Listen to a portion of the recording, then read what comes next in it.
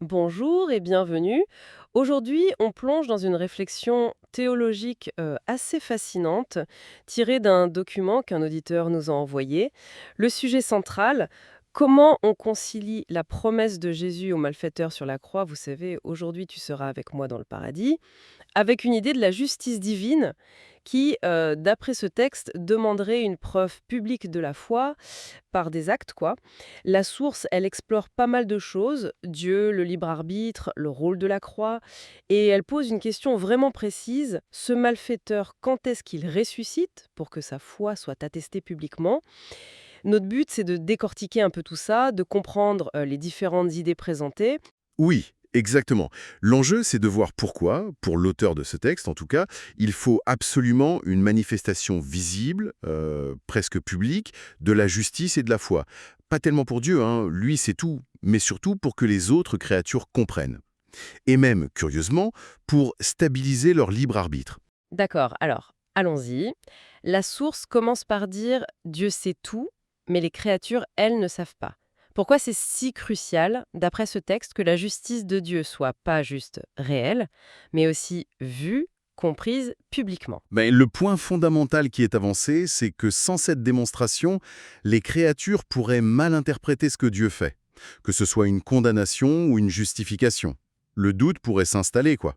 La source insiste beaucoup là-dessus, Dieu jugerait publiquement en expliquant les raisons, pour que sa justice soit bien comprise. Les actions, les paroles, ce que le texte appelle les fruits. C'est ça qui révèle aux autres ce qu'il y a vraiment à l'intérieur d'une personne. Et cette transparence, elle est présentée comme essentielle pour éviter le doute et pour stabiliser le libre arbitre de tout le monde. Une justice qu'on ne comprendrait pas, ça pourrait fragiliser la confiance en Dieu. C'est intéressant comme angle, mais alors, si Dieu veut tant être compris, pourquoi ne pas nous avoir créés directement avec cette compréhension?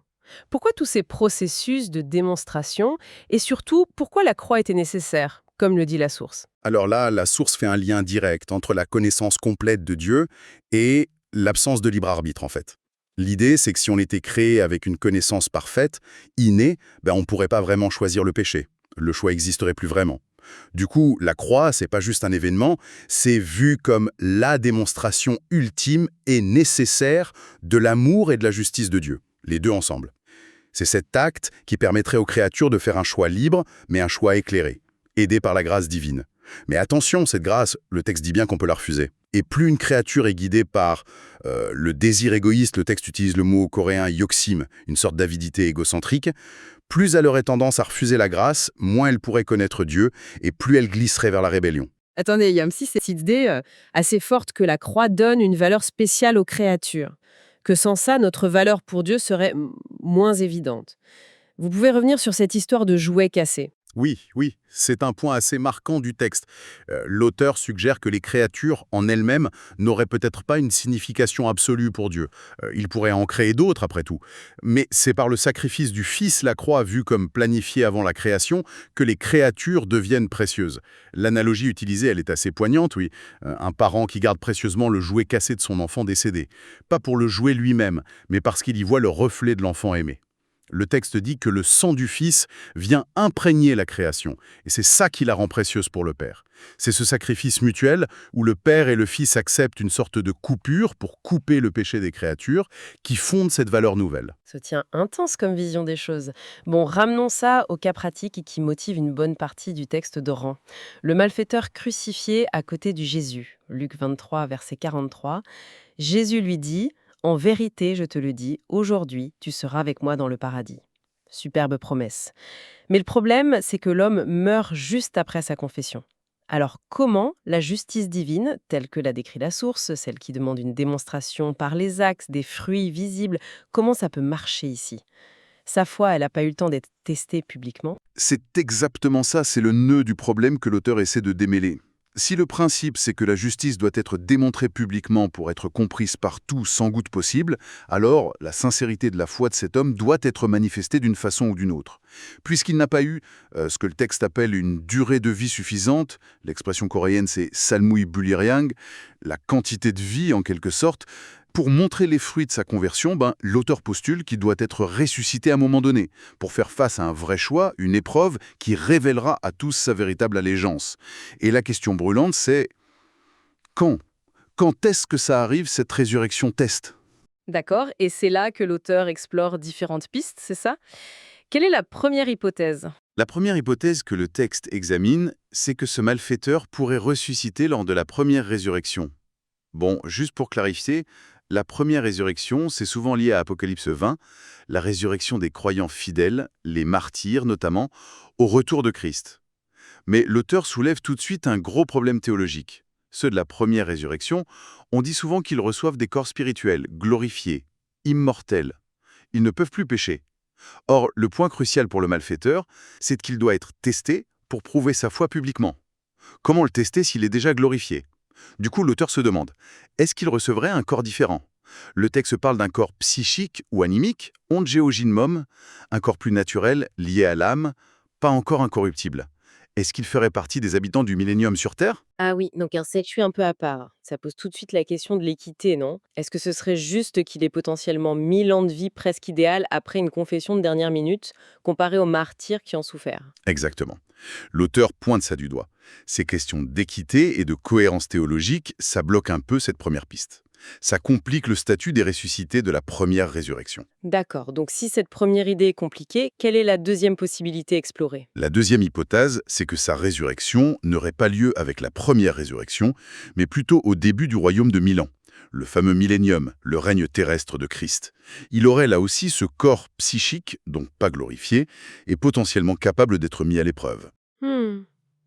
Mais si le souci avec la première option, c'était l'équité et le type de corps, est-ce que ça résout vraiment le truc? Ça voudrait dire une autre vague de résurrection, différente de la première et du jugement dernier, non? Et puis, vivre 1000 ans dans un monde béni, sans la malédiction, à prospérer, est-ce que c'est vraiment ça le test difficile que l'auteur imagine pour prouver la foi? Vous mettez le doigt exactement sur les objections que l'auteur soulève lui-même. Théologiquement, il faudrait justifier cette résurrection supplémentaire, et les bases bibliques ne sont pas forcément évidentes pour tout le monde.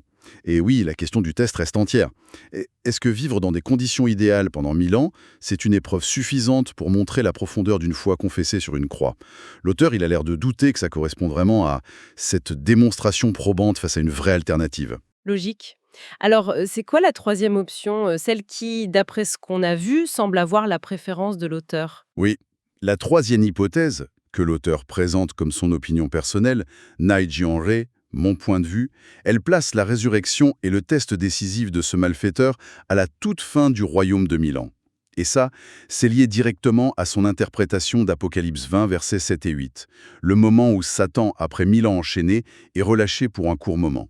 Il sort pour séduire les nations, Gog et Magog, et les rassemble pour une dernière bataille contre Christ et la Nouvelle Jérusalem. C'est là, dans ce contexte de confrontation finale, après 1000 ans de paix, que le test du malfaiteur, et d'autres comme lui peut-être, aurait lieu. L'idée, c'est que ceux qui ont vécu 1000 ans dans des conditions idéales sous Christ, mais qui choisissent de rester fidèles face à cette ultime séduction de Satan, eh bien, ils démontrent de façon éclatante leur foi.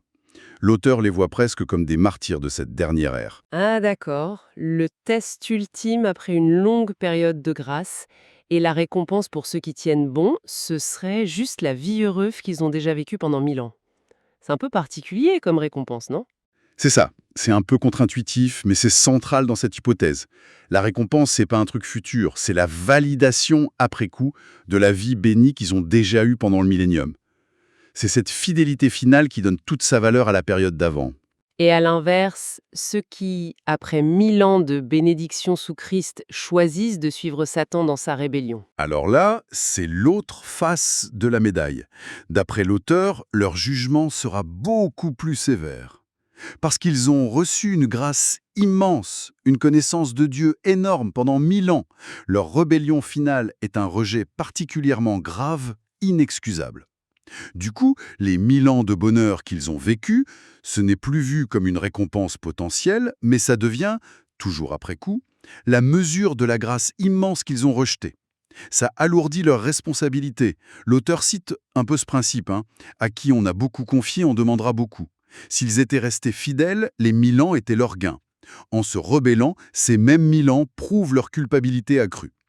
L'auteur avoue ne pas savoir comment ce jugement se passera concrètement, mais il maintient sa confiance. Dieu sera juste, il n'exigera jamais plus que la grâce qui a été donnée. C'est une sacrée construction théologique.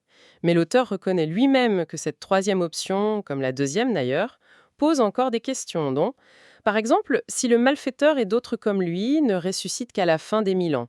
Ça laisse la question qui habite sur Terre pendant ce millénium. Qui sont ces nations qui se multiplient et finissent par être séduites par Satan? Tout à fait, l'auteur en est conscient et le mentionne. Si ce groupe particulier n'est pas là dès le début, il faut expliquer d'où vient cette population terrestre du millénium, celle qui est sujette à la tentation finale. Ça demande plus d'explications sur qui compose cette humanité terrestre pendant que les saints glorifiés règnent avec Christ. Et comme pour la deuxième hypothèse, ça implique cette idée d'une résurrection en corps psychique à un moment précis, différente de la première résurrection et du jugement final, ce qui demande une justification théologique plus poussée. Bon, alors si on essaie de résumer tout ça, on est parti de cette idée forte. La justice de Dieu doit être démontrée publiquement pour être comprise et garantir le libre arbitre.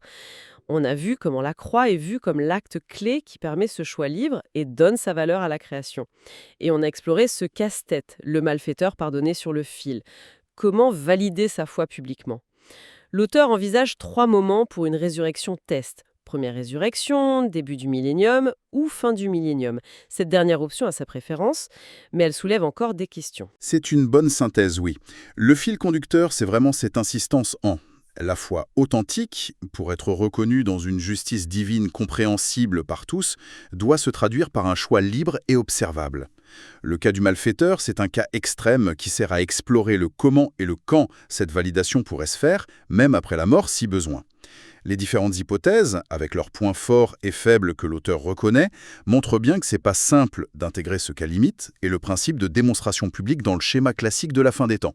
Mais ce qui ressort, c'est que peu importe le timing exact qui reste clairement débattu, le principe de fond pour l'auteur, c'est que Dieu trouvera le moyen, dans sa justice, de faire en sorte que la vérité du cœur de chacun soit révélée par des choix concrets, même si ça demande une occasion après la mort, dans des cas exceptionnels. Et l'auteur termine en redisant sa confiance. Dieu ne demandera jamais plus que ce qui correspond à la grâce offerte. Merci, c'est plus clair. Ça nous laisse peut-être avec une dernière petite réflexion pour nos auditeurs.